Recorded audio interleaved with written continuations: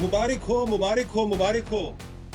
पाकिस्तान का एक क्रिकेटर ऐसा है जो कि इस वक्त बॉलर्स का भुरकस निकाल रहा है। चौके पे चौके, छक्के पे छक्के मार रहा है। स्पेशली पुल शॉट पे उसने बॉलर्स का जो हाल किया है वो हम आपको अभी दिखाएंगे। हम आपको बताते हैं कि ये प्लेयर कौन है। ना ये प्लेयर मोहम्मद हारिस है, ना ये प्लेयर हसन नवाज है, बल्कि ये प्लेयर कौन है? ये प्लेयर है Babar Azam.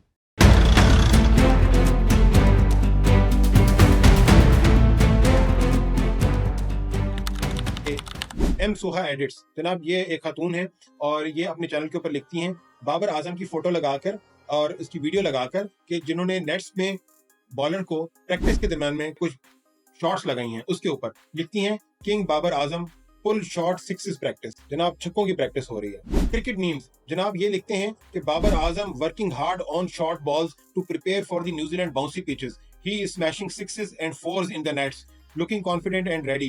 His hard work shows he is determined to lead from the front. कह रहे हैं कि बाबर आजम इस वक्त बहुत मेहनत कर रहे हैं शॉर्ट बॉल्स पे न्यूजीलैंड की बाउंसी पिचेस के लिए, और जनाब चौके और छक्के मार रहे हैं। कहाँ पे? मैच में नहीं, नेट्स के अंदर।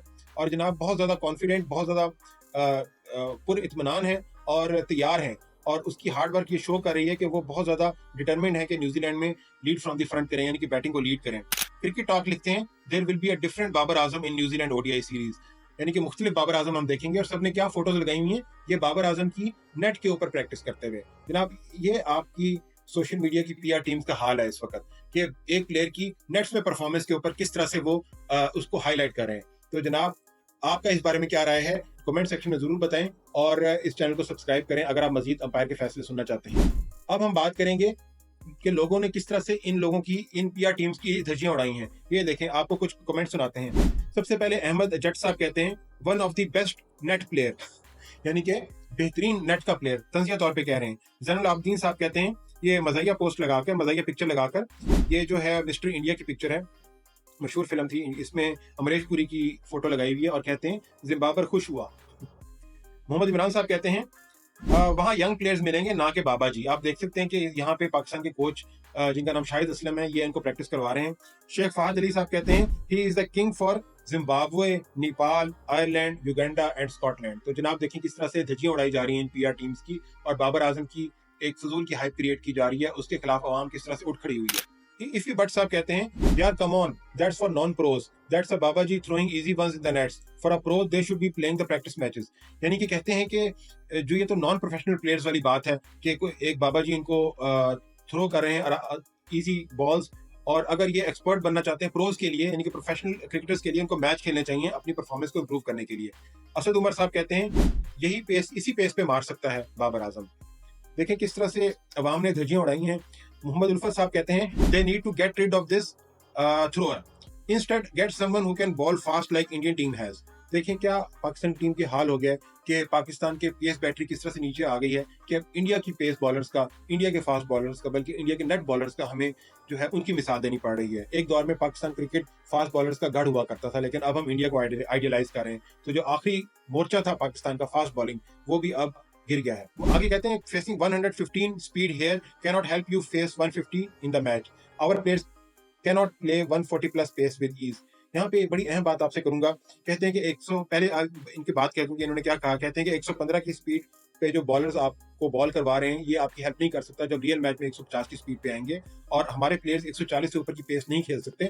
यहाँ पे मैं आपसे एक बड़ा अहम नुक्ता शेयर करूंगा कि आपने 3 साल पहले शोएब मलिक को पाकिस्तान टीम से ये कह के ड्रॉप किया कि वो 140-150 प्लस की पेस नहीं खेल सकता। उस दौर से पाकिस्तान लगातार स्पिनर्स के आगे फ्लॉप हो रहा है, लेकिन बाबर आजम की लेकिन शोएब मलिक की बारी हमेशा आपका नुक्ता यही होता है कि वो तेज बॉलिंग को फेस नहीं कर सकता।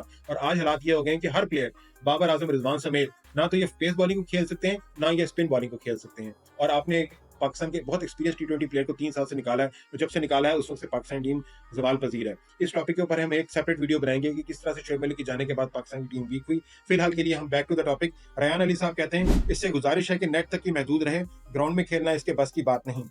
मोहम्मद शाकिर साहब कहते हैं ये जो बाबा जी बॉलिंग करवा रहे हैं इसी को मैच में ले जाना।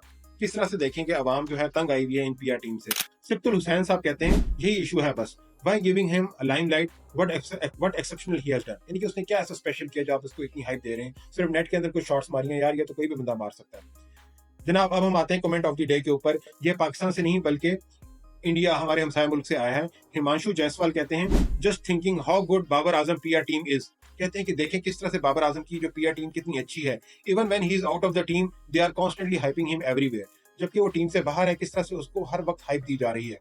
They have been doing this for years to show a flop player as a superstar and they are successful since years। कह रहे हैं कि ये तो काफी अरसे से, काफी सालों से इस तरह से कर रहे हैं कि एक फ्लॉप प्लेयर को एक कामयाब प्लेयर दिखाकर शो कर रहे हैं और इस घटिया कोशिश में ये कामयाब भी हैं। Other PR agencies should look learn from the Babar Azam PR agency. कह रहे हैं कि बाकी प्लेयर्स की जो पीआर एजेंसीज हैं उनको भी सीखना चाहिए बाबर आजम की पीआर एजेंसी से। सब ये बात बेसिकली ये तंजिया तौर पे बात कर रहे हैं कि किस तरह से एक प्लेयर जो कि टीम से बाहर है और इस वक्त उसको जरूरत है अपनी फिटनेस के ऊपर, अपनी फॉर्म के ऊपर काम करने के लिए, और ये पीआर टीम्स लगातार उसको हाइप क्रिएट कर रही हैं सोशल मीडिया में। जनाब अब आएगा अंपायर का फैसला।